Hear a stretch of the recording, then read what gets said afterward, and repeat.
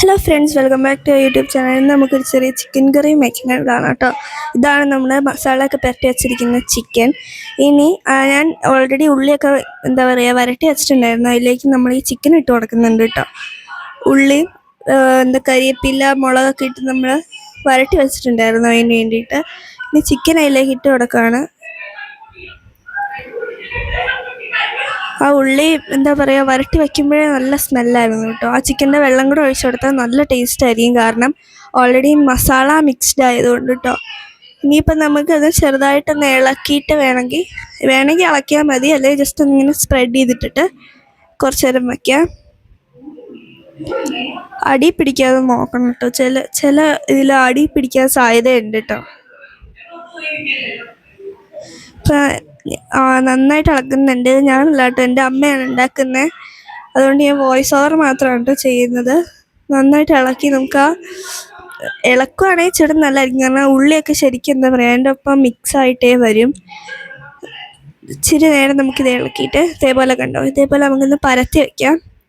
ഇനിയിപ്പോൾ ഇപ്പുറത്ത് ഞാൻ കുറച്ച് പ്രോൺസ് ഫ്രൈ ചെയ്യുന്നുണ്ടായിരുന്നു കേട്ടോ. ഇതിപ്പോൾ ഞാൻ വീഡിയോ എടുത്ത് വെച്ചിട്ട് കുറേ നാളായി, ഇപ്പോഴാണ് വോയിസ് ഓവർ ചെയ്തിട്ട് യൂട്യൂബിൽ ഇടുന്നത് കേട്ടോ. ഇനി നമുക്ക് എന്താ ചെയ്യണമെന്ന് വെച്ച് കഴിഞ്ഞാൽ, ആ ചിക്കൻ കുറച്ച് നേരം ഇങ്ങനെ ഓപ്പൺ ചെയ്തിട്ട് ഒന്ന് ചെറുതായിട്ട് ചൂടാവാൻ വയ്ക്കാം. അത് കഴിഞ്ഞ് കുറച്ച് കഴിയുമ്പോൾ നമുക്കിതൊന്ന് അടച്ച് വയ്ക്കാം കേട്ടോ. അങ്ങനെ അടച്ചു വെച്ചിട്ട് നമ്മൾ ചിക്കൻ തുറന്ന് നന്നായിട്ട് മിക്സ് ചെയ്യുന്നുണ്ട്. നന്നായിട്ട് തന്നെ നമുക്ക് മിക്സ് ചെയ്ത് കൊടുക്കാം കേട്ടോ. നന്നായിട്ട് ഇങ്ങനെ പുകയൊക്കെ ഇങ്ങനെ പറക്കുന്നുണ്ട്. അപ്പോഴേ ആ സ്മെല്ലടിക്കുമ്പോൾ തന്നെ നല്ലൊരു അപ്പോഴേ വായിൽ വെള്ളം വരും. ഇപ്പം ഞാൻ വോയിസ് ഓവർ ചെയ്യുമ്പോഴും എനിക്ക് ഭയങ്കരമായിട്ട് കൊതിയാവുന്നുണ്ടായിരുന്നു ഇത് കാണുമ്പോൾ. എന്തായാലും അമ്മ അത് ഇളക്കിയിട്ട് നന്നായിട്ട് വച്ചിട്ടുണ്ട് കേട്ടോ. ശരിക്കും ഇളക്കിയിട്ട് വീണ്ടും സ്പ്രെഡ് ചെയ്ത് വെച്ചിട്ട് വീണ്ടും അടച്ചു വെക്കുകയാണേ.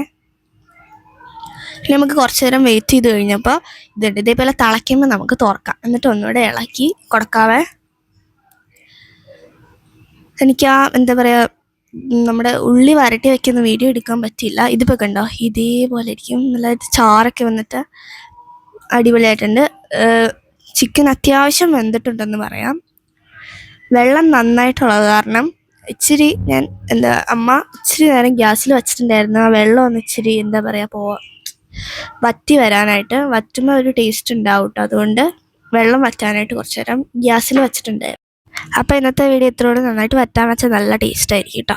നമ്മുടെ ചിക്കൻ കറി റെഡി ആയിട്ടുണ്ട്.